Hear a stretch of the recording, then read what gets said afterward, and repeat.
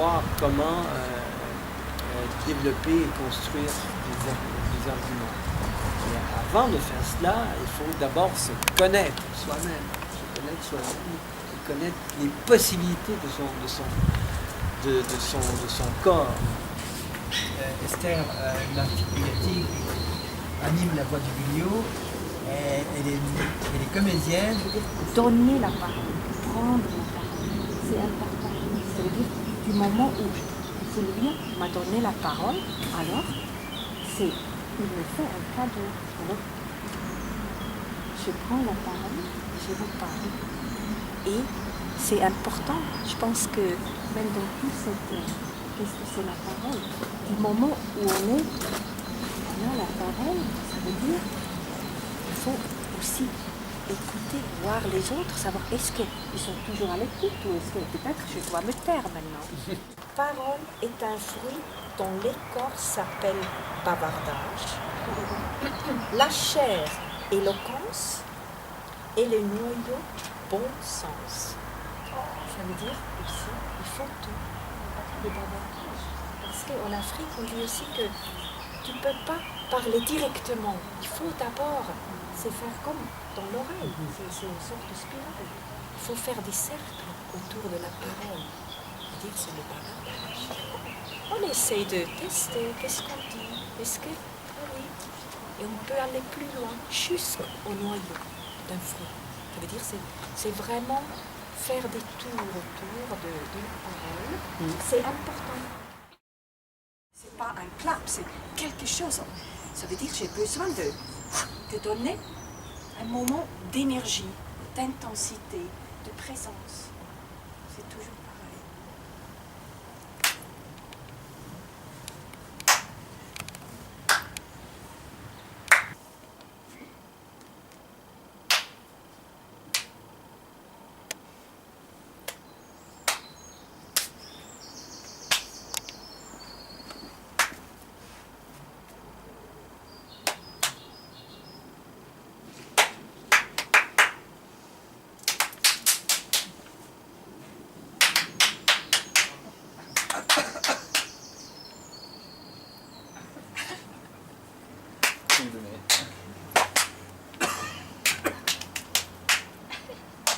L'espace de la liberté qui fonde les relations démocratiques se réduisait beaucoup.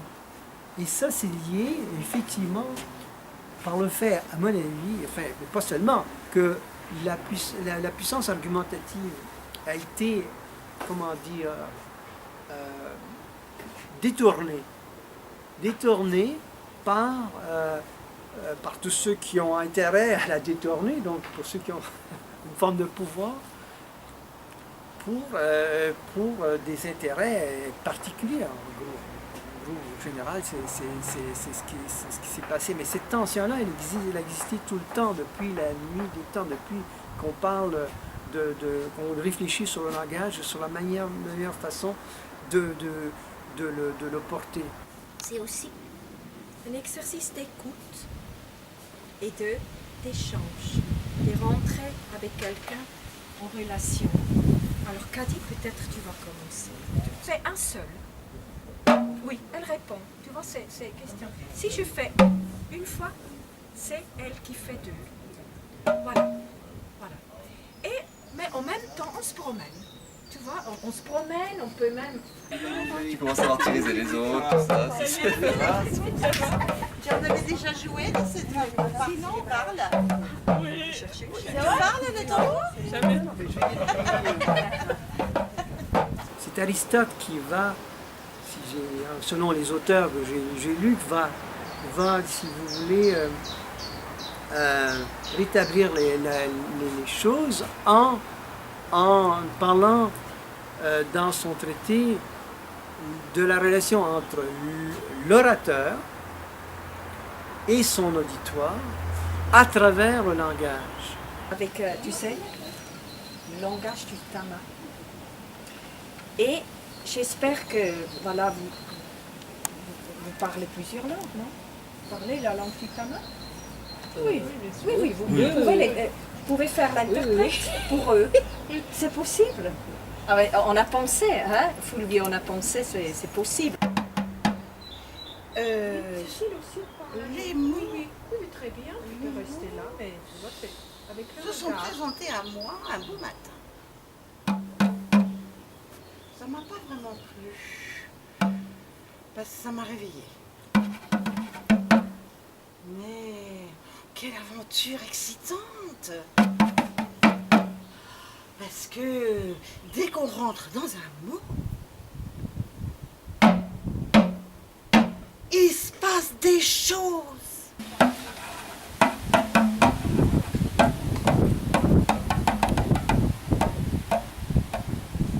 Alors cette lettre, elle s'enroule, elle s'enroule, elle s'enroule, elle s'enroule.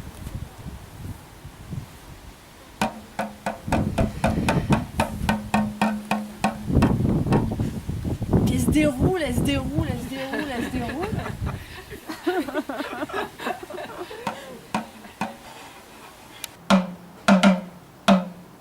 A dit au plus gros. Comment t'es venu là? Et il y a une rivière. Cette rivière, c'est un torrent en fait. Avec des gros galets qui tournent dans le torrent. Et les deux hommes se regardent. Au fond de mon cœur un jour, doucement, doucement, doucement, j'ai découvert l'origine des plus beaux, des plus splendides, des plus magnifiques mots. Quel est le point d'appui chez l'autre pour le convaincre? Et donc, ça veut dire s'intéresser à ce qu'il est. Et savoir quel est le point, non pas le point faible, mais le point qui le fait vibrer. Ça, comment réagit-il? Quel est son profil aussi socio-professionnel, en gros, si on prend un terme plus technique? Quelles sont ses valeurs? Ça, et ça dégage un point sur lequel on peut s'appuyer. Directement, tu vois. Et après, il y a eu le moment où vous êtes levé, vous aurez pu même danser.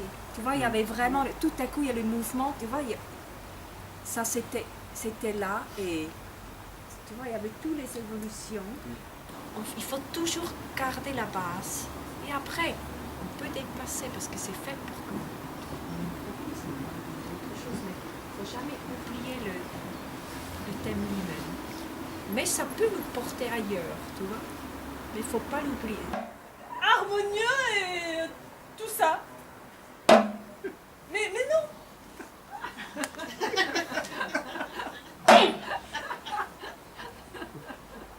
Pourquoi?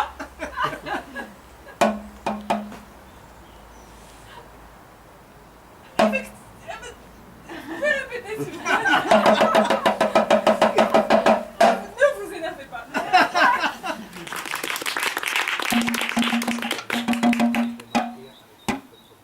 Simplement en présentant d'entrée de jeu l'opinion que nous voulons défendre.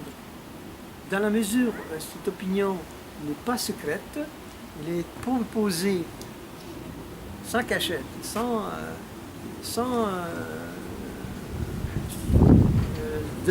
clairement, simplement, on peut ensuite trouver, on peut ensuite la défendre convenablement.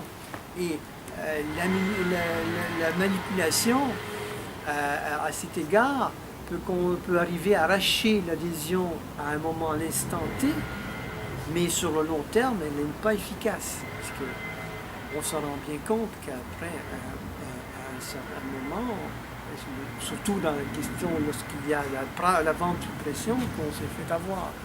Il y a le silence aussi, mais ça, il faut garder. Le rouge. Vert. Vert. Rouge. Vert. Rouge.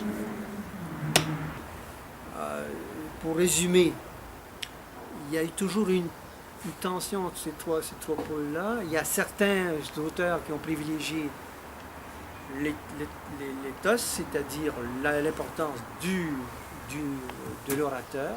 C'était le cas de Cicéron, par exemple. C'était le cas aussi de tous les grammairiens ou les hommes de cour qui devaient justifier leur rôle, donc, et qui ont beaucoup insisté sur ça, et notamment aussi sur le langage aussi, c'est-à-dire le logos. Lorsque la grammaire commence à s'organiser en France, on va,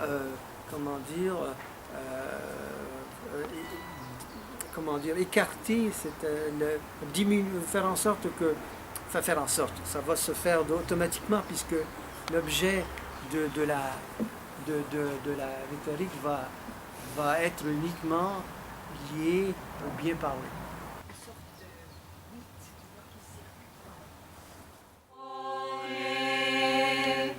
Ikabo, sambalam balam, Ikabo, Ikabo, Ikabo, Ikabo, sambalam balam,